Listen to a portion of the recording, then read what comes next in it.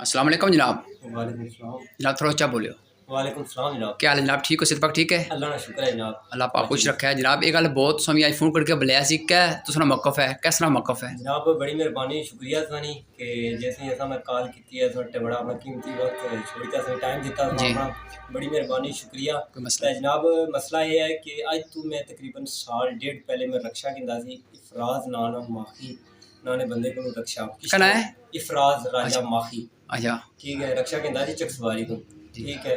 मैं किंदा सी किश्तों पर 2,30,000 रुपये ना 8,000 किश्त सी माड़ी ठीक है। इसने जो माड़े दो गवाह सन जी ठीक है। उन्हें गवाह ना सी ये सी कि भलके बंदा असांगी किश्त ना दें तो असां जिम्मेवार हाँ। उन्हें बंदे ये भी ऐसी कि जो भलके तो ये बंदा कागज़ ना दे असां जिम्मेवार हाँ ठीक है। मुड़ी उस तो बाद जनाब मैं साल एक रक्षा चलाया मजदूरी की है तो माड़ी कोई आमदन नहीं सी मतलब कि ठीक बड़ा औखा निज़ाम सी। फिर उस तो बाद मैं अपनी दुकान बनाई है तक्की सकने हो तो मुड़ी उस तो बाद अल्लाह सोना भला करे तो मैं रक्षा बेची ओड़ेआ तो माड़ा रहना सी 67,000 रुपया बकाया उसने ठीक है। उसने तो माड़ी गल ये मुका हुई सी कि जनाब जिस दड़ा तुम मिगी पैसे दे सो बचने तो मैं उसकी एक दो दिन बाद हफ्ते बाद मैं कागज़ दे सकता जी ठीक है। रक्षे ने मुड़ी उस बाद मैं रक्षा बेची ओड़ेआ मैं उसकी बुलाया मैं रक्षा बेची ओड़ेआ आए अपने बचने पैसे गिन तो मिगी अपने कागज़ दे मुड़ी उस तो बाद जनाब उसमें हफ्ते ने टाइम मंगया हफ्ते तो बाद जनाब मिगी तकरीबन 4 महीने में टोरिया हुआ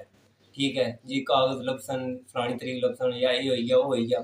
अगली पार्टी जिन्हें मैं दित्ते सी उन्हें मिगी 100 पर 100 चाढ़िया उन्हें जी भाई असेंगी या कागज़ दे या पैसे दे ठीक है। मैं गरीब आदमी हाँ भी दसो कि मैं कुत्थों आना लख रुपया मैं उन्हें दिया मैं उन्हें लख रुपया एडवांस की दिया ठीक है बयाने के तौर पर उन्हें ऐसी कि लख रुपया जड़ा ना थोड़ा असा तुकी उस वेले देसा कि जिस वेले तू असेंगी कागज़ देसे ठीक है।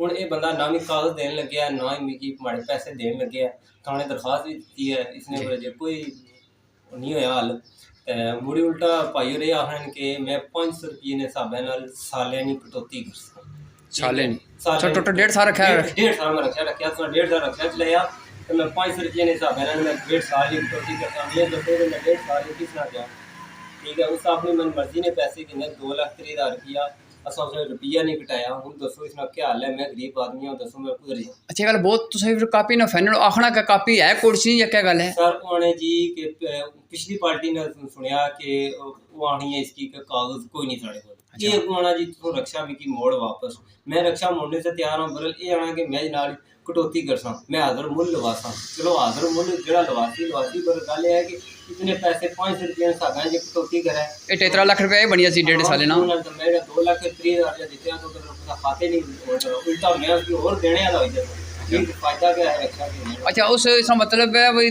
कापी भी नहीं सी दिती ते डबल आपको गल करना पे भाई कटौती करसा दिहाड़ ने साबे करसा ते बाकी चलो मैं एसएचओ साहब में रब्ता करना थाना चकसवाड़ी ने उन्हें गल बात करी इंशाल्लाह भाई इस बंदे बलोस हो इस गरीब बंदे गल मको तो सोना मौकफ हुन ए या कापी दे या रक्षा वापस किनी के असें की 2 लाख रुपया मोड़ी दे बस ये मौकफ है ना बड़ी मेहरबानी शुक्रिया सानी इंशाल्लाह। अच्छा नाज़रीन अगर दूसरी पार्टी को अपना मौकफ देनी चाहिए तो भी मैं उन्होंने हाजिर हाँ क्योंकि हमारे से 2 बंदे बराबर हाँ ये नहीं कि हमारा पेटी भाई है रक्षा चलाना मैं उसना मौकफ ना सुनने लगा तो बाकी इंशाल्लाह बेहतर हो हमारी सरकार कुछ बंदे ना उसने फैमिली मेंबर कुछ कोई नाराजगी नहीं कोई शय नहीं मैं बड़ा गरीब आदमी हाँ माड़ी कोई बंदा नहीं सुनना लगे मैं औखा कदम चाया मैं कदम ना चाह मैं तंग पै के भाई ने कॉल की इन्होंने सुनिया हुआ तो इन्हें बुलाया हुआ तो अपना इंटरव्यू दिता हुआ तो इंशाल्लाह बेहतर हो ठीक है। मेहरबानी जज़ाकल्लाह खैर अल्लाह पाक करम करस इंशाल्लाह।